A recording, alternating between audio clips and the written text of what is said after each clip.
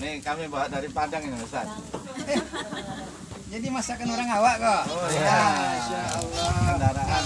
Kendaraan Bu ya. Iya sayang.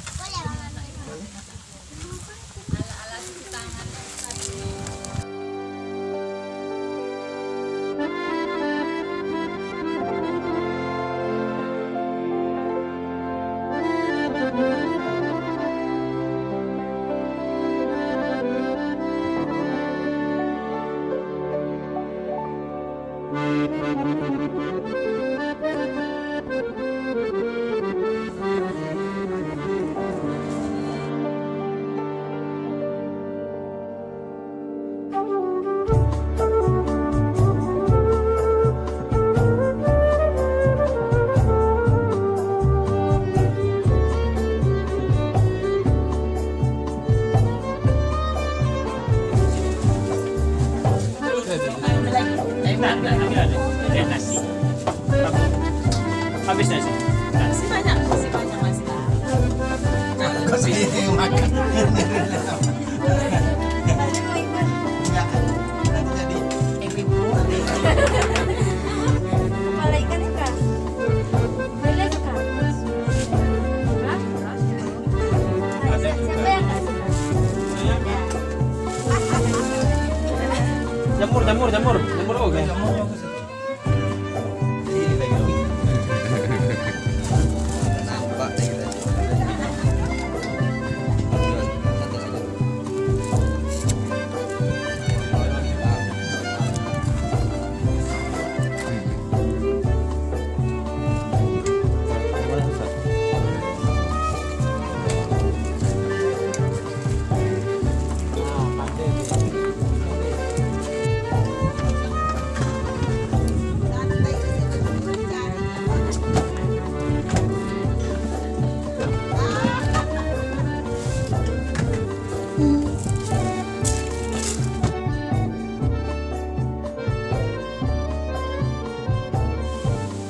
Yang kami hormati Ustadz kita, Ustadz Kawir, Ustadz Budi Rudianto MSI, Bapak Sertu M. Ongku Harahap.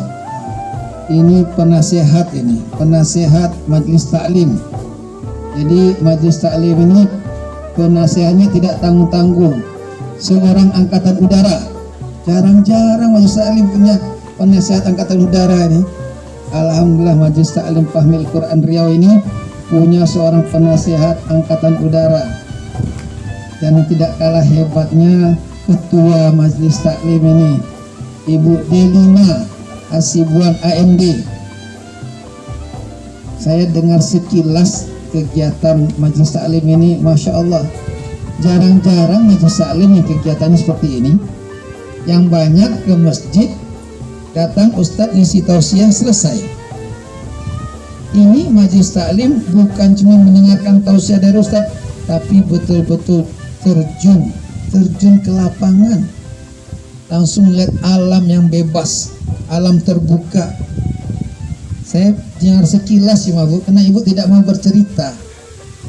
bercerita apa sih yang sudah dilakukan oleh Majelis Taklim ini, tapi saya dengar sekilas ternyata banyak yang sudah dilakukan oleh Majelis Taklim ini. Jadi anggota mendapatkan ilmu dari ustaz-ustaz memberi tausiah, dan masyarakat tempat Majelis Taklim diadakan pun mendapatkan berkah dari Majelis Taklim tersebut. Ini mungkin hari ini Allah kirimkan ibu-ibu, bapak-bapak Majelis Taklim ini ke tempat kita untuk bagi-bagi berkah. Jadi terima kasih sekali ini pada ibu-ibu, bapak-bapak Majelis Taklim Fahmil Quran yang telah datang ke tempat kami, walaupun jauh di dalam kebun sawit yang jalannya juga tidak bisa dikatakan bagus, tapi masih menyempatkan diri sampai ke pesantren kami yang masih dikatakan di dalam kampung.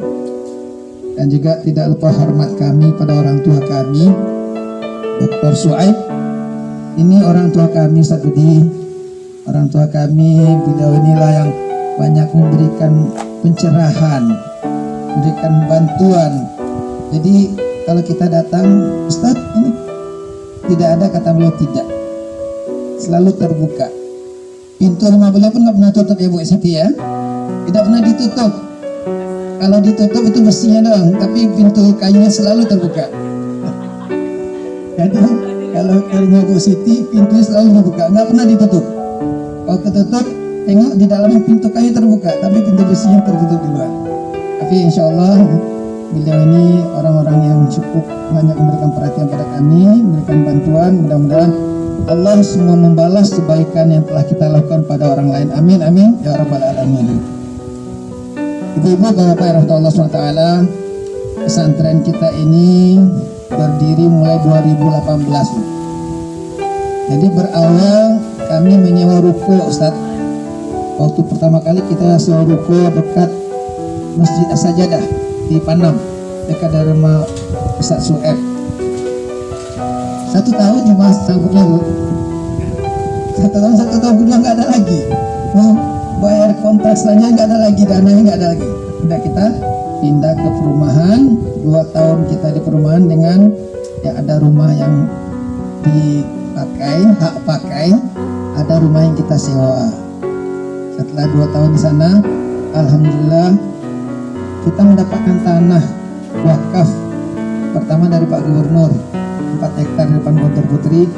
Katanya tidak jadi karena Pak Wagub juga ingin tanah itu untuk dibuat pesantren juga.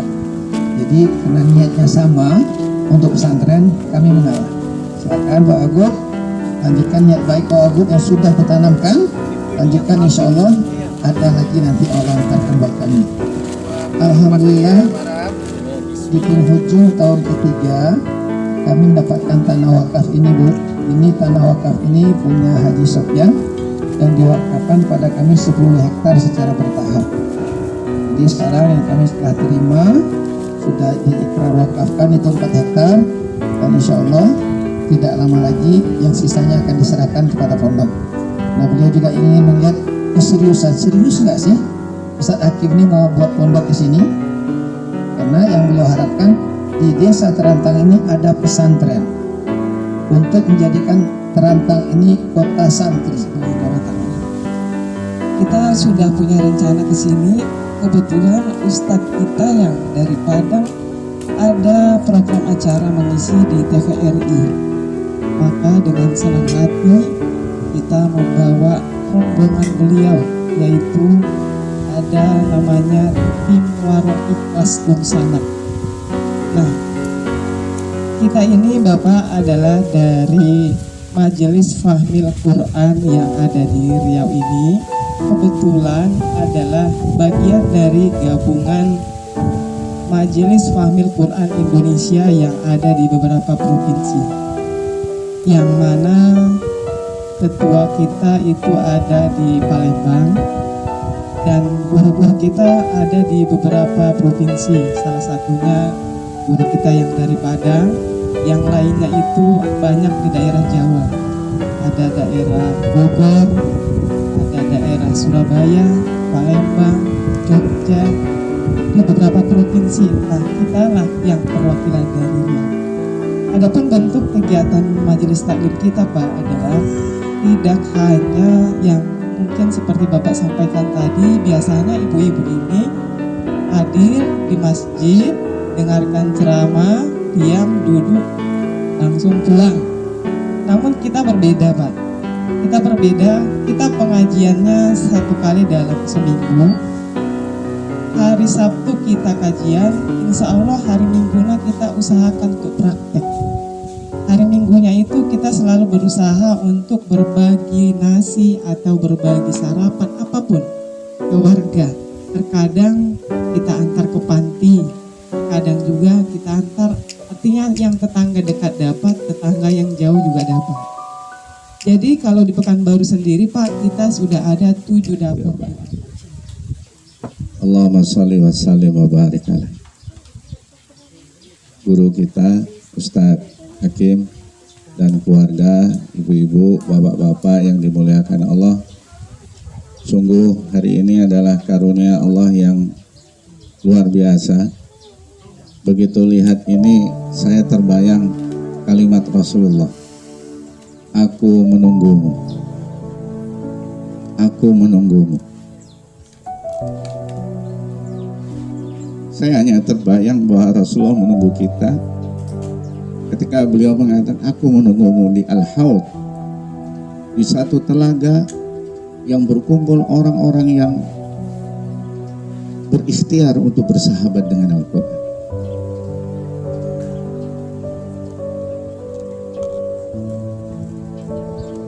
Suatu saat Rasulullah mengatakan, memberi motivasi ketika pasukan muslim berhadapan dengan orang-orang kafir Quraisy di perang Uhud. Motivasinya tidak sama dengan motivator-motivator lain. Beliau mengatakan, innama yurzaqun wa yurhamuna wa yunsaruna. Sesungguhnya tidaklah kalian merasakan rezeki dari Allah, merasakan kasih sayang dari Allah, merasakan pertolongan dari Allah, illa kecuali bidu'afaikum, kecuali dari orang-orang yang ta'if, kecuali dari orang-orang yang sedang ada di sekitar kita. Saudara-saudara yang disayang Allah, betapa semuanya ini adalah tanda dari Allah. Allah menunjukkan kita hidup ini sedang membangun sejarah. Sejarah itu apa? Ya sejarah yang mau kita tanam. Ada perumpamaan, kita bisa melihat berapa banyak macam jenis pohon di sekitar kita. Kita mau membangun kehidupan kita ini dengan pohon seperti apa? Ada pohon kebaikan yang akar-akarnya menghujam ke dalam bumi dan ranting-rantingnya terus sampai meninggi ke langit. Tapi ada juga tanaman pohon itu yang diambil dengan dua butir jari, dua jari ini aja ditarik, habisnya. Tidak ada lagi sejarah. Allah mengatakan, ya ayyuhalladzina amanu ittaqullah wal tanzur nafsum ma qaddamat lighad. Lihatlah ke belakang untuk ke depan. Lihatlah sejarahmu. Lihatlah masa lalumu untuk membangun masa depan. Kalau orang-orang tua kita, kalau para wali menyampaikan dengan bahasa yang sangat sederhana, ngalah, ngalih, ngamuk. Ngalah itu tidak ada hubungannya dengan peperangan, tidak ada. Ngalah itu berasal dari dua kata, nga dan Allah. Nga itu menuju, Allah itu menuju ke Allah. Ibnu Qayyim Al-Jauziyah menulis kitab Madarijus Salikin. Ada kitab Riyadhus Shalihin. Banyak ulama-ulama yang kemudian mengikhtiarkan, mensyarahkan tulisan-tulisan bagaimana kita harus fafirru ilallah, berlari kepada Allah, wasari'u ila maghfirah, berlari kepada ampunan-ampunannya Allah, wasabiku, bergerak cepat. Waktu enggak lama lagi. Siapa yang menjamin bahwa kita masih hidup 1000 tahun lagi? Tidak ada sahabat yang terbaik kecuali syafi'an li ashabi, kecuali huruf-huruf Al-Quran yang pernah kita baca, yang kita coba hafal, yang kita coba fahami, yang coba kita amalkan dalam kehidupan sehari. Tidak ada lagi kecuali itu. Saudara-saudara yang dimuliakan Allah, maka ketika kita mengallahkan diri kita, bukan berarti mengalah itu wa mastakanu wa ka'ayyin min nabiyyin qatala ma'ahu ribbiyuna katsir fama wahanu lima asabahum fi sabilillah wa ma da'afu wa mastakanu wallahu yuhibbus sabirin. Dan orang-orang yang mengikuti para nabi yang jumlahnya banyak, mereka itu rela mati, mereka menjadi syahid. Tapi mereka ketika berjalan berjihad, mereka tidak pernah merasakan dirinya kalah. Wa ma da'afu wa mastakanu, mereka juga tidak menjadi lemah karena keadaan, mereka juga tidak menjadi kehilangan diri. Wallahu yuhibbus sabirin, dan Allah mencintai orang-orang yang sabar. Saudara-saudara yang disayang Allah, maka Rasulullah SAW selalu mengingatkan bahwa tidak ada lagi khairukum man ta'allama al-Quran wa 'allam. sebaik-baik antum, sebaik-baik kita adalah orang-orang yang mau belajar dan mengajarkan Al-Quran. Nggak apa-apa, bisanya alif ba tak, nggak masalah. Bisanya Yasin, alhamdulillah. Bisanya Al-Fatihah, nggak apa-apa. Apa yang bisa kita tabung? Satu hal, bahwa kita bisa berkumpul ini sudah terbukti bahwa orang tua kita sudah berhasil. Ibu kita dulu mungkin tidak sepandai kita hari ini. Bapak kita dulu mungkin tidak sehebat kita hari ini. Tapi mereka mampu membuat kita jadi orang-orang yang hebat. Membuat orang-orang yang jadi akrab dengan Al-Quran. Dan jadi orang-orang yang berusaha membuktikan kalau kita ini mencintai Allah dan Rasulnya dengan akrab dengan Al-Quran. The living Quran. Hidupnya itu Al-Quran. Al-Quran berjalan. Bangun tidur sampai tidurnya itu adalah nilai-nilai Al-Quran. Maka Rasulullah SAW juga mengingatkan kepada kita bahwa kita harus punya add value, punya kemanfaatan diri kita buat orang tua, buat masyarakat dan orang-orang di sekitar kita. Tidak harus kita ini menjadi terkenal. Begitu melihat beliau, saya teringat guru saya juga, Ustadz Malik di Sungai Lilin. Saya ingat di tengah-tengah kebun makan nasi, sahur nasi sama apa, jamur putih yang kecil-kecil itu, Ustaz. Masya Allah, luar biasa.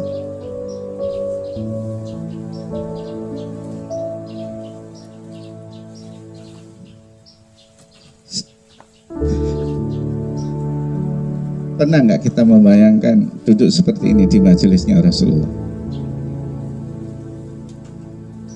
Kalau Rasulullah bertanya, sudah berapa ayat yang antum hafal? Sudah berapa ayat yang sudah kamu amal? Mungkin kita tidak mampu berdiri tegak, duduk begini tuh mungkin nggak mampu. Maka ada di akhirat itu nanti orang-orang wujuhu yauma idzin khasyiah. Khusyuknya tidak di dunia, tapi khusyuknya itu di akhirat. Mereka berdiri itu tunduk, malu, takut. Tapi ada juga yang sebagian orang wujuhu yauma idzin na'imah lisa'iha radiyah. Orang-orang inilah yang mudah-mudahan adalah kita. Mereka berdiri dengan wajah yang penuh kenikmatan, penuh kerelaan, penuh keridaan. Kita belajarnya dari mana? Mungkin dari Rasulullah, mungkin terlalu jauh. Betapa jauhnya dunia ini menghalangi cinta kita kepada Rasul. Man ana inda Rasulullah. Aku ini siapa di hadapan Rasulullah? Kalau di hadapan pasangan kita, aduh, kadang-kadang kita merasa lebih hebat. Ana khairum minhu. Padahal yang kita pakai sehari-hari adalah bahasanya iblis. Bapak-bapak, ibu-ibu, saudara-saudara yang dimuliakan Allah. Man ana indallah.